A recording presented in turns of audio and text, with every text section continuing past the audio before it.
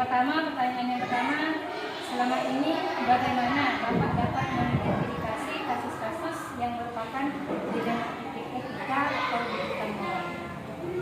Begini, ketika lembaga kita atau sekolah menjadi kasus, yang pertama yang kita lakukan adalah mencari tahu dulu nilai-nilai atau kebajikan apa yang terdapat dalam kasus tersebut. Kita lihat dari sudut pandang moral dan hukum. Apabila kasus tersebut melanggar hukum, pastinya di situ akan kita dapatkan hasil benar atau salah karena melanggar hukum. Namun apabila kasus itu tidak melanggar hukum, tapi kasus itu benar dan benar, maka itu adalah merupakan salah satu permasalahan dilema etika. Yang kedua, Pak, selama ini bagaimana Bapak menjalankan pengambilan keputusan di sekolah, terutama untuk kasus-kasus di mana ada dua kepentingan yang sama-sama benar atau sama-sama mengandung nilai etika? Begini, ketika permasalahan yang kita hadapi itu permasalahan itu mengandung kebenaran, artinya sama-sama benar, maka yang keputusan yang saya ambil tentunya yang pertama kita akan cari dulu akar permasalahannya. Apa yang menyebabkan permasalahan itu timbul? Nah, setelah kita ketahui pokok permasalahannya, maka kita akan timbang secara matang mana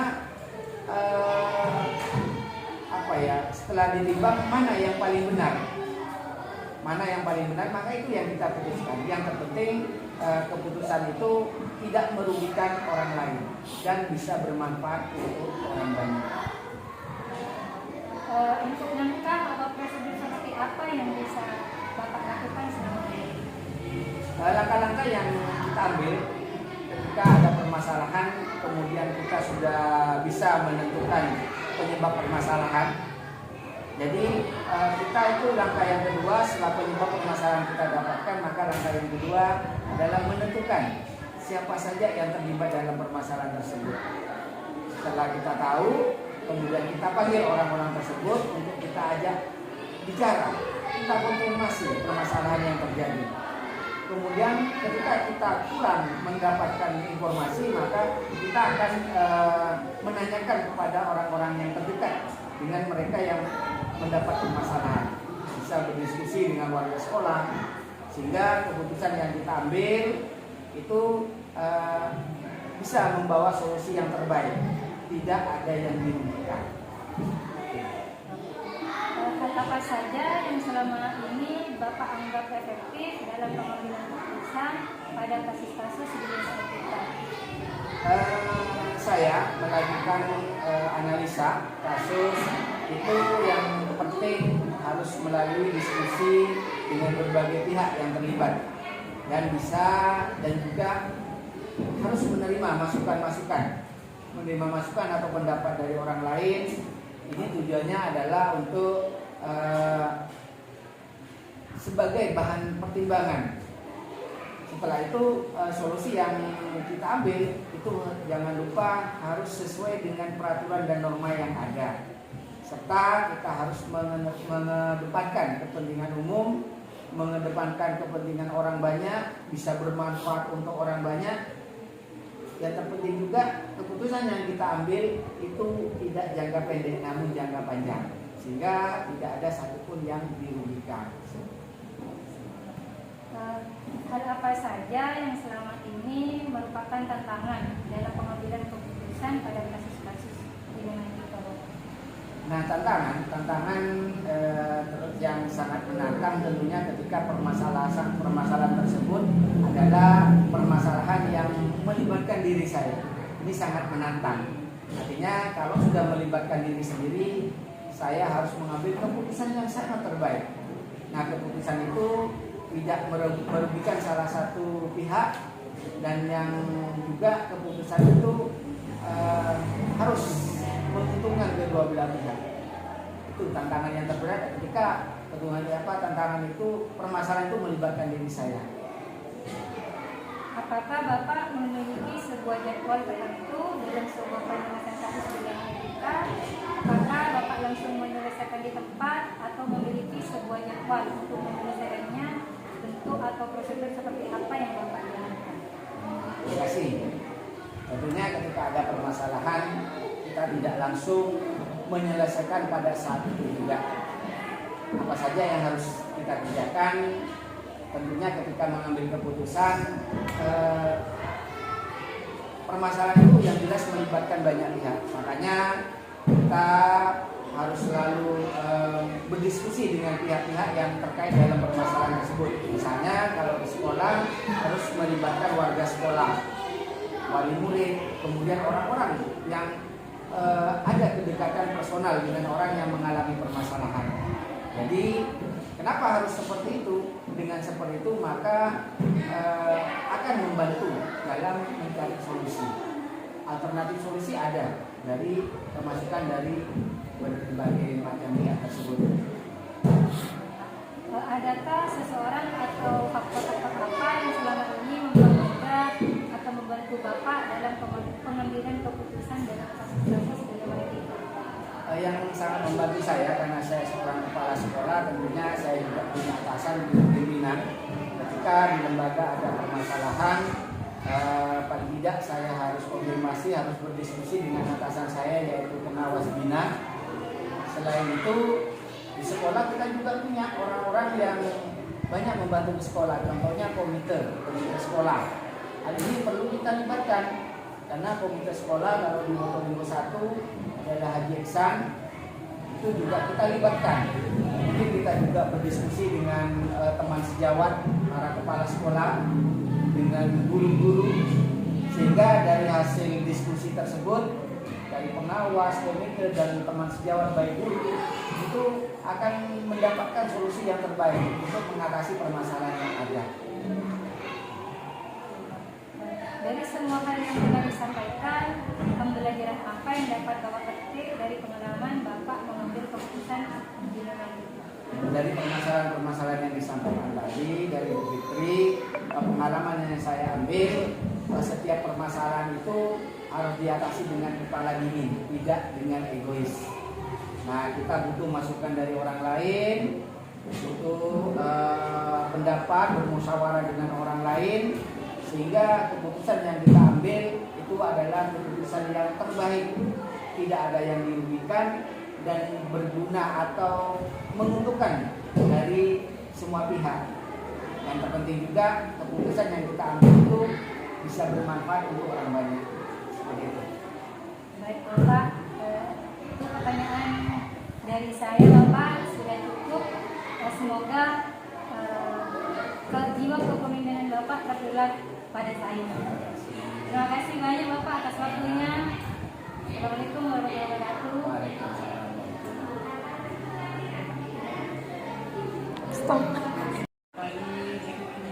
Assalamualaikum warahmatullahi wabarakatuh, Bu.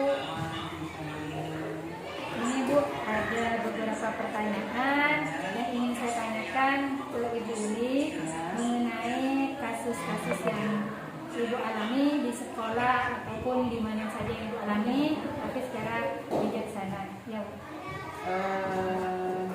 Begini Bu, pertanyaan pertama, selama ini bagaimana Ibu dapat mengidentifikasi kasus-kasus yang merupakan dilema etika atau bujukan moral? Ketika saya menghadapi masalah di sekolah saya di SD 3, saya selalu berusaha untuk memahami dulu akar permasalahannya supaya tidak salah dalam membuat keputusan. Kemudian harus bisa saya mengidentifikasi apakah ini masalah bisa diselesaikan secara musyawarah, secara kekeluargaan, atau harus melibatkan anak. Apabila saya menghadapi suatu masalah ini. Untuk pertanyaan yang kedua, selama ini Ibu menjalankan pengambilan keputusan di sekolah, terutama untuk kasus di mana ada dua kepentingan yang sama-sama benar atau sama-sama mengandung nilai kebajikan. Jika kasusnya sama-sama benar, ya, ini istri saya, maka saya akan lihat apakah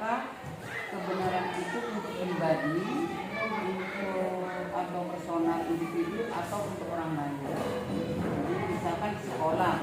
Apakah untuk semua warga sekolah, kemudian memiliki dampak bagaimana jangka panjang maupun untuk masa depan sekolah ini. Saya melihat nilai-nilai untuk kebenaran itu utamanya untuk pribadi atau untuk orang lain. Yang ketiga, Ibu, langkah-langkah atau prosedur seperti apa yang bisa Ibu lakukan selama ini? Saya akan konfirmasi dulu kepada yang terlibat. Terlibat maksudnya dalam permasalahan tersebut.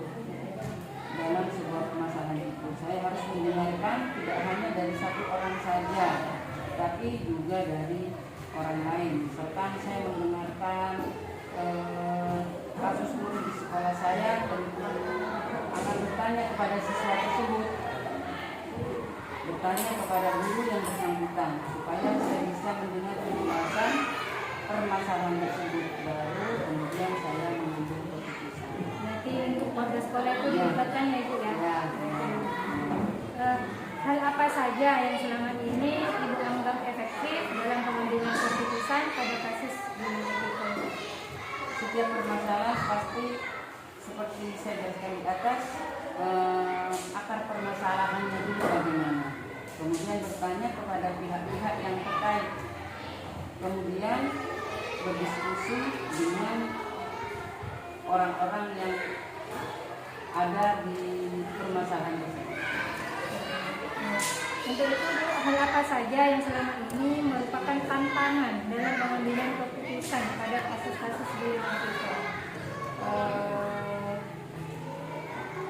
Semua keputusan yang menyangkut banyak pihak pasti akan membuat semua merasa puas ya keputusannya. Jadi pasti ada yang tidak suka ataupun yang suka. Jika kita mengambil keputusan jangan sampai salah atau kalah begitu ya. Selama keputusan yang kita buat sudah memungkinkan banyak orang, benar dan dapat dipertanggungjawabkan. Jadi tantangan justru ada pada pihak-pihak yang tidak suka biasanya. Tapi namanya manusia, ada saja yang tidak suka biasanya. Sempurna dan mesti ada sifat marah, emosi. Ya. Terus apakah Ibu memiliki sebuah jadwal tertentu dalam sebuah penyelesaian kasus kita? Apakah langsung menyelesaikan di tempat atau memiliki sebuah jadwal untuk menyelesaikannya? Bentuk atau prosedur seperti apa yang Ibu lakukan? Tidak ada khusus untuk menyelesaikan kasus. Kalau masalahnya kecil dan harus juga dikhususkan, yang kita putuskan pada saat itu. Tentu tidak bisa diselesaikan. Kalau misalkan masalahnya berat, biasanya tidak bisa diselesaikan pada waktu itu. Yang penting tidak membuat masalah berlarut-larut. Adakah seseorang atau faktor-faktor yang selama ini mempermudah atau membantu Ibu dalam pengambilan keputusan dalam kasus di lingkungan kita? Di sekolah saya, khususnya di Ibu biasanya saya akan berdiskusi dengan pengawas sekolah jika kaitannya dengan kedinasan. Kemudian komite sekolah juga saya ajak berdiskusi, kemudian dan juga teman-teman yang sama-sama kepala sekolah mungkin bisa saya mintai pendapat juga dengan teman-teman yang bisa. Dari semua hal yang telah disampaikan, pembelajaran apa yang dapat Ibu petik dari pengalaman mengambil keputusan di dalam itu? Dalam mengambil keputusan tidak perlu terburu-buru, ya. Jadi dalam mengambil keputusan tidak perlu terburu-buru, harus hati, harus bisa berpikir tentang masalahnya itu apa, kemudian baru mengambil keputusan. Tentu kita bisa berkolaborasi dengan pihak lain yang bisa mengatasi permasalahan yang sedang kita hadapi. Ibu, cukup sekian itu Ibu pertanyaan yang saya tanyakan ke Ibu. Semoga saya tertular menjadi pemimpin seperti Ibu Ilmiah Aulia. Amin. Terima kasih Bu waktunya. Assalamualaikum warahmatullahi wabarakatuh.